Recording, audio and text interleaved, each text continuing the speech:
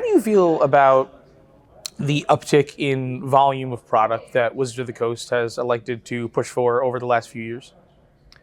Yeah, it's suffocating. I mean, unfortunately, there's a lot of business motivation to kind of accelerate Magic in that direction. I've never supported that decision, but I believe that's outside of even Wizards' control, from my estimations. At the end of the day, you can't really blame the game company for continuing to expand their game and their reach with the game. But I think there will be a natural course correction over the next, 2 or 3 years, in maybe in the other direction. Just like you're throwing a bunch of stuff at the wall, eventually your fan base might get a little tired, and you have to go back to your roots. Hey, SE Historian here, and today I have a piece that I was very excited to make, but also one that is very out of the norm for me, and that's because it's with Rhystic Studies. For those of you who aren't familiar with him, Sam is a hugely successful Magic the Gathering creator on YouTube who tells carefully crafted stories that evoke thought and emotion in those who view them.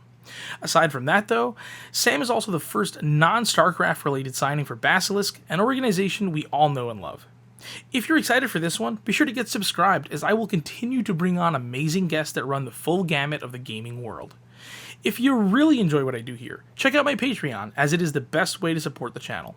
With that said, let's celebrate the start of this beautiful friendship between Magic the Gathering and StarCraft by jumping in to my word with Rhystic Studies. Okay, so Rhystic Studies, thank you so much for taking the time today, man. I really appreciate it. Yeah, thank you. I'm happy to be here. Yeah, of course. So, where'd you grow up? So I grew up in El Paso, Texas. I spent a lot of my life there until I was 14, and then I moved to Colorado for 10 years. Then I moved back to Texas, but the other side of the state, in Austin. So I very much identify as being from El Paso. That's that's my blood, that's my family. But yeah, that was a formative time for sure. What do you feel like was the most impactful part of your upbringing in these various places? I think growing up in El Paso, there's a gigantic Hispanic culture and community there. The majority of the students I went to school with were bilingual, and I always found that to be like a superpower. Yeah. So I think the seeds of my language interests were planted there. I always felt like, these kids could just speak 2 languages at will. I want to be able to do that, Yeah. And also with Mexican culture, just big families, big birthday parties, big celebrations, that kind of thing. A lot of warmth, a lot of good food, Yeah. a lot of good music. People dance a lot, just typical Southern stuff. For sure. So that stayed with me even when I left. Something I noticed, there was a huge culture shift when I moved north. I was like, none of this is here, and I miss it, Is language a particular fascination for you? Yeah, I studied Italian, Spanish, and Portuguese in college, and then I did a PhD in Italian studies after living in Italy for a little bit in my undergrad. So, again, those progressions kind of came through those exposures when I was a kid to the bilingual kids I was around. Yeah. Do you get a chance to converse with Ricardo in Italian? Not yet. I really wanted to. The timing didn't line up because the storm's here, but I'm looking forward to talking to him because I believe he's from Florence, and my best friend is from Florence. So I kind of want to, as a side tangent, the Florentines speak with a particular accent, and I know how to speak like that. So I want to throw him for a loop. Like, hey, I'm from Texas, but I can speak your way of Italian. You definitely would. Yeah. Yeah. So, how'd you first get so involved with gaming on the whole? Yeah, at the time, I was spending my summers in West Virginia and in Virginia. I'd fly out from El Paso with my grandfather. He grew up on the East Coast in the hills of West Virginia. And at a young age, I had an older cousin that lived in D.C., and his name's Kyle. He comes up in a lot of these kinds of stories, but he exposed me to Magic. He exposed me to Counter-Strike when I was a kid, and EverQuest. So, I'd fly back to El Paso and I'd be able to play kind of online games with him from the long distance. Yeah. Magic was exposed to me at that time, but I was too young kind of to learn the game and play it with other kids. At that time, it was Pokemon and only Pokemon. So I'd rediscovered Magic later, but the seeds, again, were planted when I was young, hanging out with Kyle. So at what point did Magic end up becoming so significant to you? It started my senior year of college. It was like a fateful day. My buddy Spencer and I were driving around about 2 weeks before the semester started. kind of bored. You know, at the end of the summer, you're like, all right, I'm kind of ready for school to start again.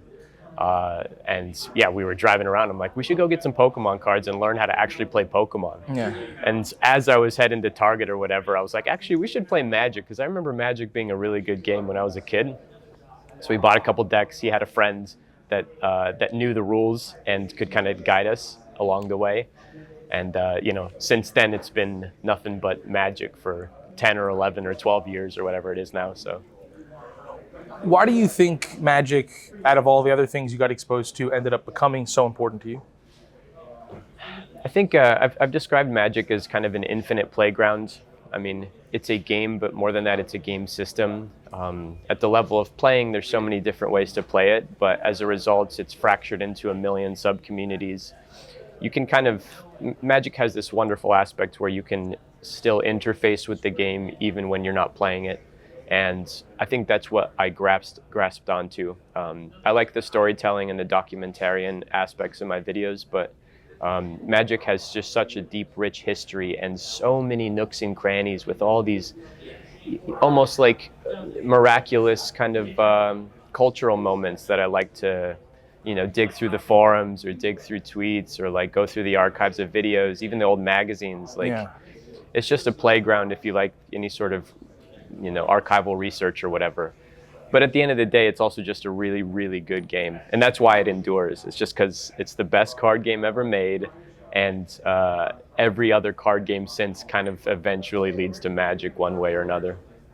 So you mentioned these sort of like subdivisions, sub-communities that exist within Magic.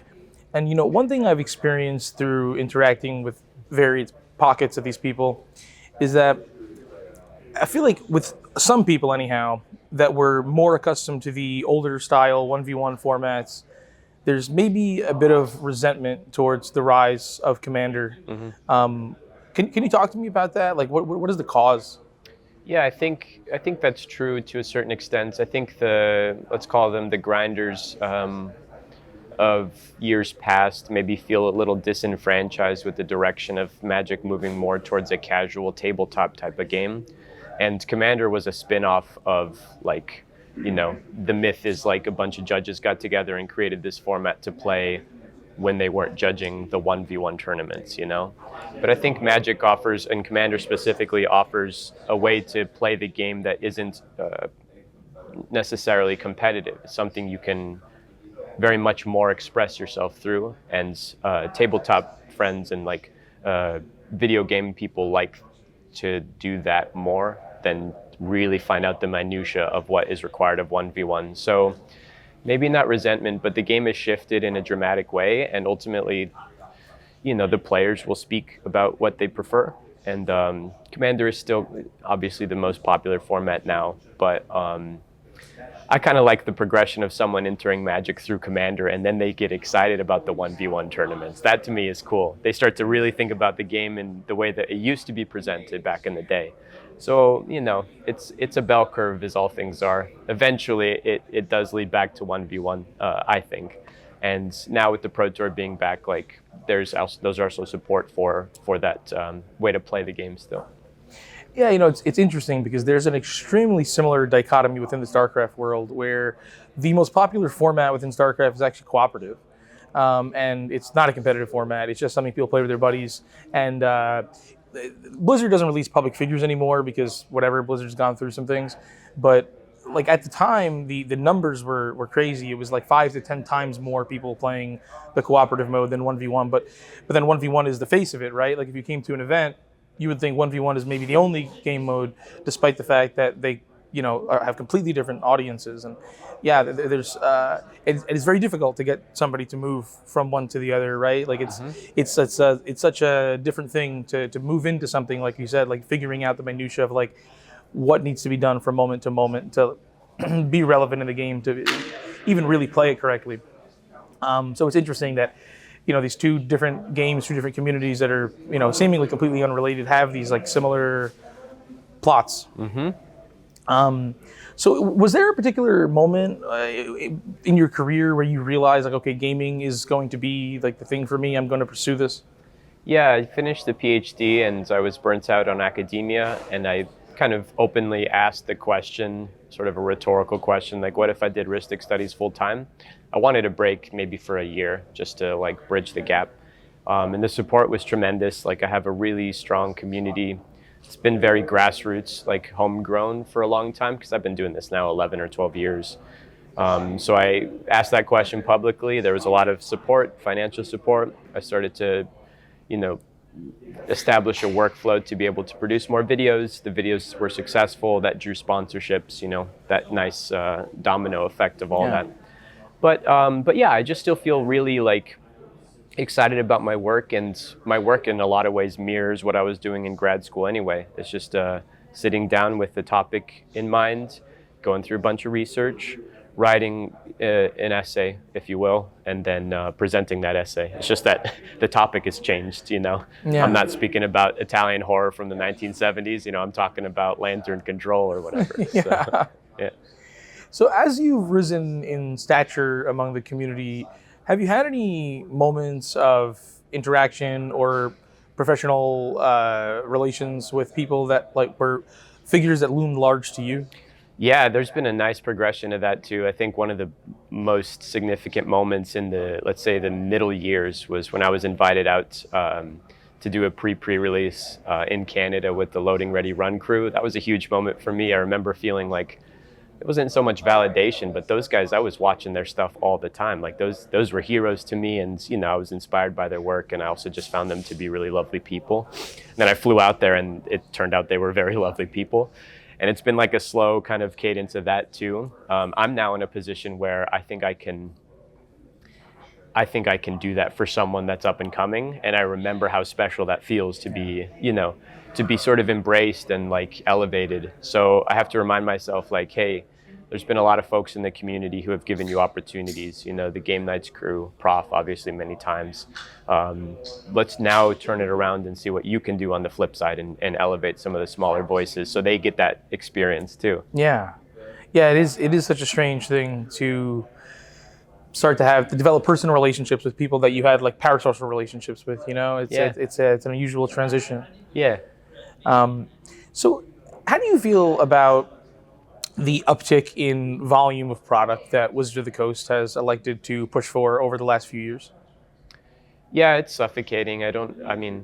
Unfortunately, there's a lot of business motivation to kind of accelerate Magic in that direction. I've never supported that decision, but I believe that's outside of even Wizards' control from my estimations. At the end of the day, you can't really blame the game company for continuing to expand their game and their reach with the game. But I think there will be a natural course correction over the next, 2 or 3 years maybe in the other direction. Just like you're throwing a bunch of stuff at the wall, eventually your fan base might get a little tired and you have to go back to your roots. That being said, again, why Magic endures is because their premium sets are still really good, and they're probably the best they've been in 10 years. The last string of 5 or 6 mainstay sets, those Neon Dynasty, even recently Outlaws, the gameplay was so strong and the limited environment was so good and compelling that can eliminate all the other noise, But again, from Wizards' defense, it's like you have a lot of different mouths to feed. There's a lot of folks who care about one version of Magic, and how do you kind of make sure that everybody is getting their, version of Magic at a steady pace. Overall, I think they can afford to pull back a little bit. I think that would be beneficial to everyone involved, designers and the audience alike. But again, you can't really blame the business for trying to, keep their game relevant and expanding. So. Yeah, no, I guess, of course, it makes sense. There is a bottom line element to it. Now, when it comes to, that bottom line element, one thing that comes to mind to me is these layoffs we've seen over the last 8 to 18 months. Mm-hmm. Now, one of the people that I heard was removed was the designer of the Lord of the Rings Universes Beyond set, which was particularly confusing to me in the sense that I know it was regarded it is the most successful set ever, as far as what the media talked about. What do you think that sort of means for the future of Wizards of the Coast, moving away from talent like that? Do you think that sort of decision making is going to come back to bite them? It's a good question. I really don't know much of the ins and outs of management like that, you know. Unfortunately, I just don't know how those decisions are made. But from a personal level, like from a person to person, like you can't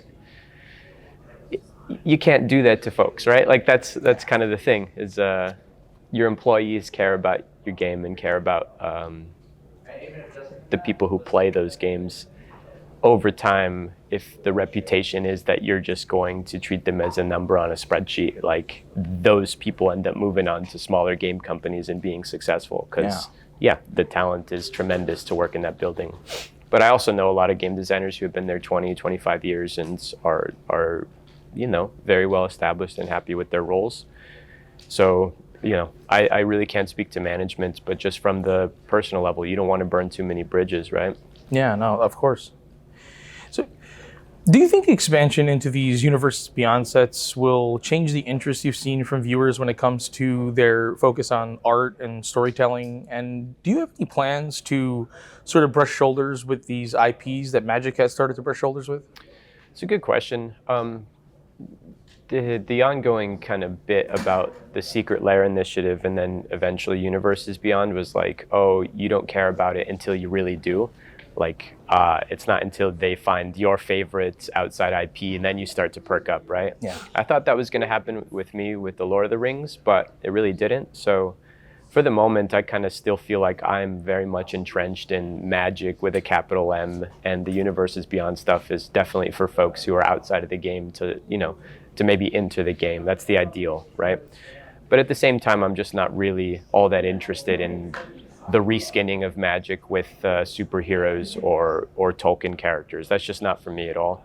I like the tried and true stuff, and I, at the end of the day, love an original IP that's just not doing the Disney thing or the Marvel thing or whatever have you. So for the moment, no, I think I'll just let that breathe on its own and keep doing what I do. Do you think popcorn headlines like Magic cards selling for $1 million plus, how do you think those things impact people's perception of the community? Do you think it's a good thing? Do you think it's a bad thing? I have firsthand experience because I made a Black Lotus documentary like 5 years ago, and when Posty bought the One Ring, there was just a flood of comments of like, well, it's not the most expensive Magic card anymore. I think the downside of framing Magic cards with dollar signs has always just been like, you're missing so much of the story and why it matters. It's probably similar to esports of like, ooh, there's $1 million tournament happening. It's like, well, that kid has been a rising star for 10 years, and you don't understand how long it took him to get to this spot where he won $1 million. Yeah. So I think, I don't like when Magic cards are framed with dollar signs at all, especially the more recent gimmicks that I don't think have any actual weight to them. Because again, I'm here for the story more than the price tag. I think that does irritate me a little bit. Yeah, it's an unusual thing because it does really shift the focus away from the game, and it generates buzz, but it generates buzz from people who don't know or maybe don't care about the game. It's just interesting, but the same way that a Bugatti is interesting to people that are not interested in cars. Yep. That makes a lot of sense. So how has your experience as a content creator impacted your interaction with the game itself? Do you feel like you look at the game differently? Do you feel like you experience the game differently since focusing so much on content creation? Yeah, I think so. It's probably similar to the esports guys who plays their jobs for fun, or I guess as a job, their games for jobs, and they go and play other games for fun that are totally unrelated. I have a little bit of that with Magic, where like I'll get burnt out on Magic because I'm looking at it so directly that I have to go off and play Counter-Strike or pick up a new hobby on the side, right? So it's changed my relationship a little bit with the game for sure. But more than that, I mean, it's brought me closer to a lot of the folks who really care about, the community and the game at large. So it's a give and take. Yeah. When a new set drops and you're looking at the previews, looking through the cards, what is your thought process like? How do you feel like you perceive these new cards when they drop? For the most part, the past few years, because I'm not really playing competitively or had no real place for new cards, I would just experience them through the lens of like drafting them for the first time. And I kind of like doing that. I actually don't look at cards actively because in the event that I sit down to a draft, I like the discovery process of a draft. I like to try to evaluate in a vacuum before I know what's good and what's not. Yeah. So I will say my recent expedition into building a cube has me looking at cards in a new way again, which is exciting. It reminds me of how I used to look at cards like 10 years ago. Yeah. Because you're looking at it through the context of like, ooh, this could slot into the cube and it's a perfect fit for the cube or whatever. Yeah. But because of like the quantity you mentioned earlier, there's just an avalanche of Magic cards at all time that like you can't keep up anymore. And I think that's what, you know, the old heads like me, we miss caring about every single Magic card that was released. And now it's like, for the most part, you can care about 10% of them. So that's not possible, right? Like, it's impossible. Yeah. I really like going into limited formats with that like lack of knowledge as well. It does, however, become pretty frustrating when everybody else has like the prerequisite knowledge, and you sort of feel like you're playing a game of hidden information that they're not. Yeah. But it's just hard mode, man. That's what makes it fun for me. So I hear that. So, how do you feel about the argument within the community of game pieces versus collectible items? Yeah, that will always be part. I think it's impossible to separate because that's kind of always been baked into Magic's appeal and its liquidity, if you will. I care more about the collectible items that started as game pieces or speak to the greater side of the game piece and aren't just collectibles for the sake of, you know, false scarcity or some treatment that is kind of arbitrarily special. Yeah. So I think the collectability element really matters when there is a bit of a, you know, maybe an emotional side to why a card matters to someone. So I like to tease those stories out a lot. You know, it could be a card that really doesn't matter to the game at large, but for someone in particular, that's the best thing that's ever happened to them. And I like to see why. So yeah, there's always going to be the collectible side, but like I'm not a collector. I like to keep my stock I'm a utilitarian. Like I just want to have what I have and use what I have. So yeah, the collector side has never really appealed to me in that regard. So one piece of content of yours that seemed particularly meaningful to you in terms of at least how you delivered the video, and I can't recall the name of it, but the context of it was a friend of yours has a deck that they play unsleeved, made up of a number of, you know, rare and sort of treasured cards. Can you explain like the ethos of that video and, you know, what motivated you to tell that story? Yeah, that's my friend Douglas Johnson. So the basic gist is that he's a card vendor, so he travels to a bunch of events and he buys and sells Magic cards and he kind of put it up to himself, and he's done this with other decks since then, but he put it up to himself as a challenge to just build a deck with like the most busted, destroyed Magic cards that he comes across in his day job. So he put those to the side and kind of eventually he assembled enough to build a commander deck. And it kind of caught like wind in the vendor circuit because he would bring the deck to the events. He kept it in a plastic bag. He'd riffle shuffle it. One of the best parts of that deck is like if he wins or loses on his Mana Crypt flips, he keeps track of it with a Sharpie. There's like an ongoing tally on the front of the card. Like stuff like that is so fun. So I've known him for a long time, and I saw the deck and I was like, this is the coolest thing ever. And I made that video, and like now everyone associates me with that deck. And I'm like, no, that's DJ's idea. Like he did all of that, right? Yeah.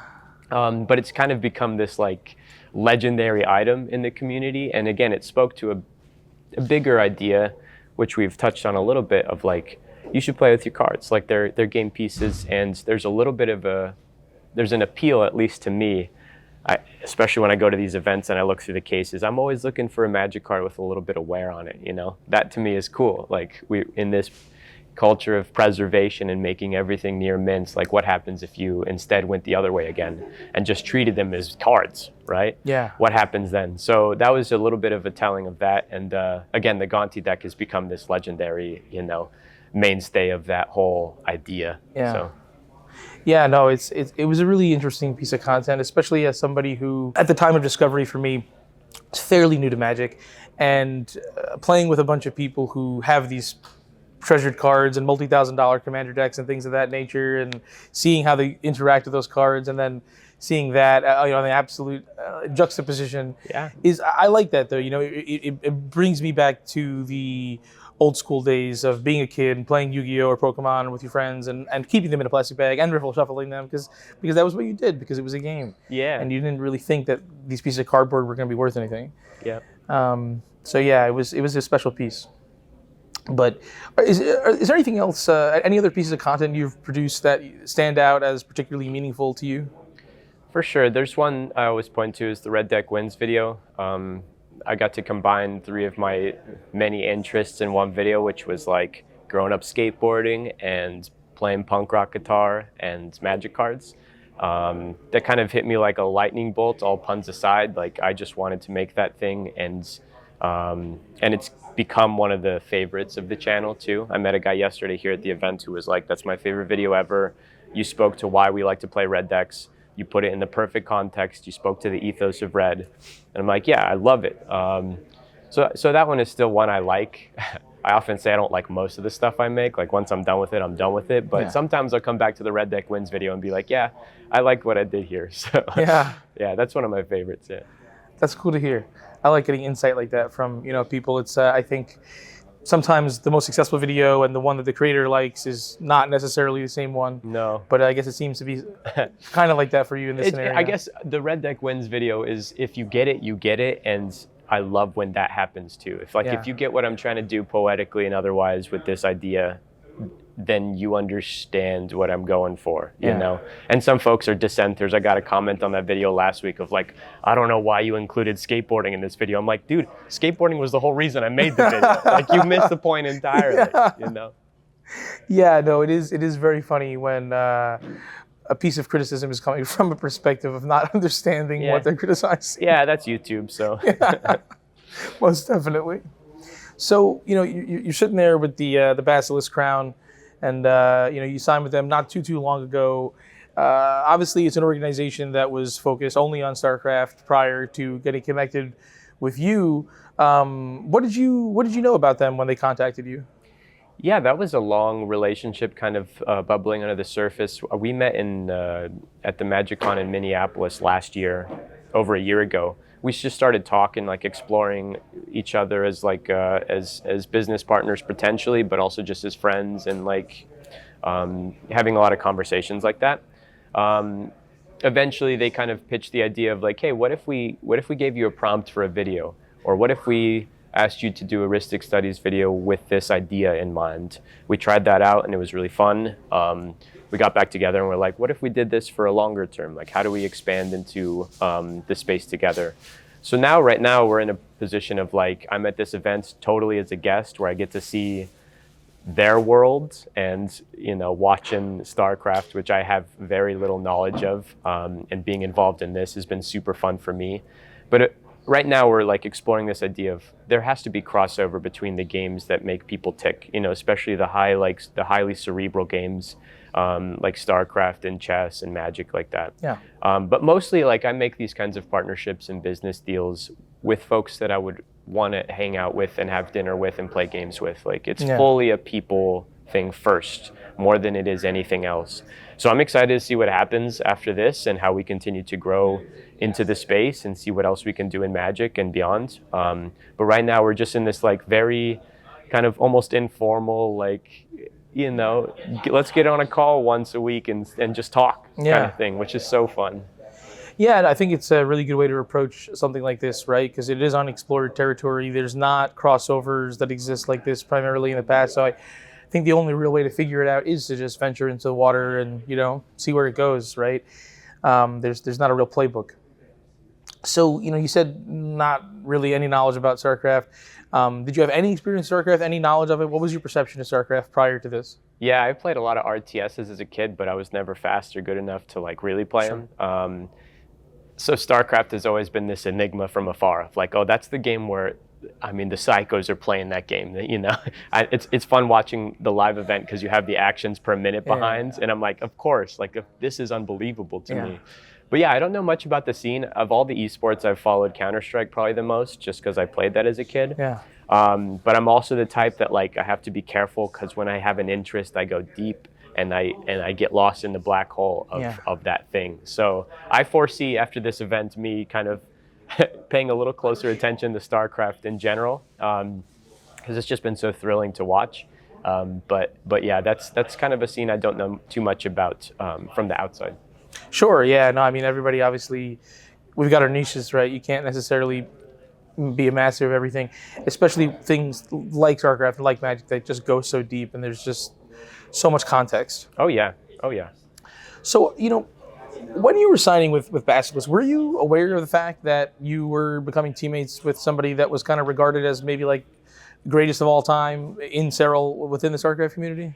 Yeah, that was part of the original, like, not pitch, but as I was talking to Chris and Hans in Minneapolis, in Minnesota. Yeah. I was like, so who's on your team? And he's like, I think we have arguably the best player to ever play the game. Yeah. And I'm like, oh, that's very cute. Like, of course you would say that about your guys, Yeah. And then, like, over time, I start to pay a little more attention. I come to this event and the way that the casters are talking, and then I see the guy play, and I'm like, oh, he's not joking. Like, this guy is on another level. Yeah. Like, he's a superstar. So now I'm kind of starstruck in the opposite direction, where I was like, oh, you're a StarCraft player, cool, And now the next time I hang out with him, I'm like, dude, you're the guy. Yeah. Like, what are you talking about?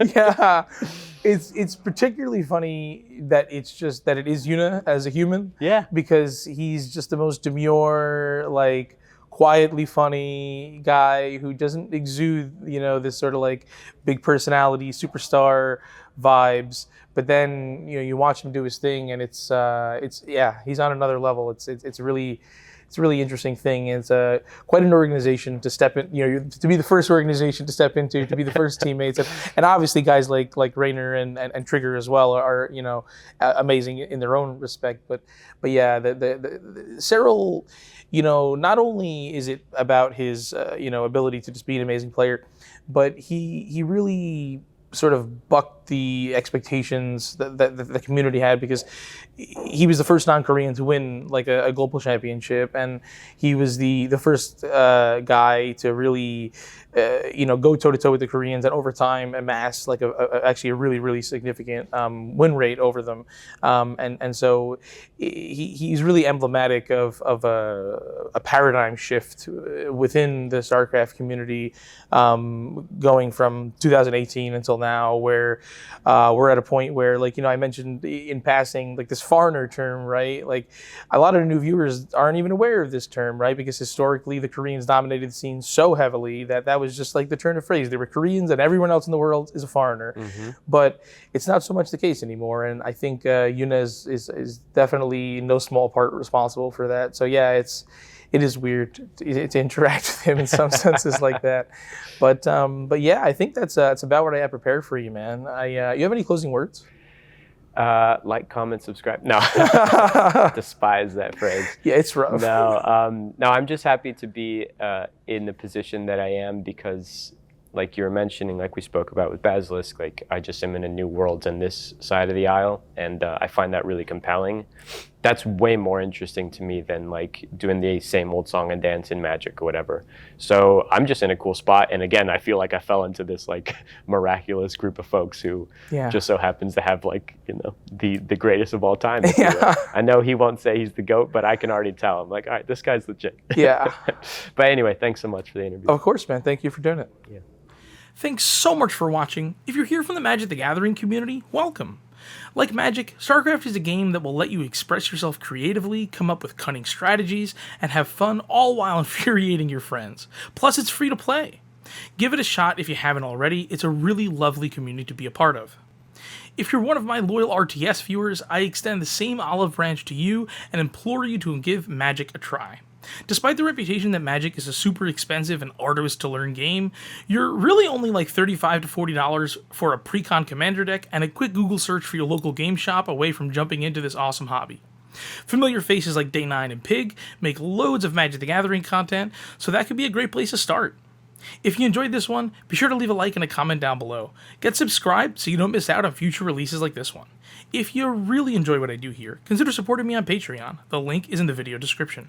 That is all for now, my friends. Until next time.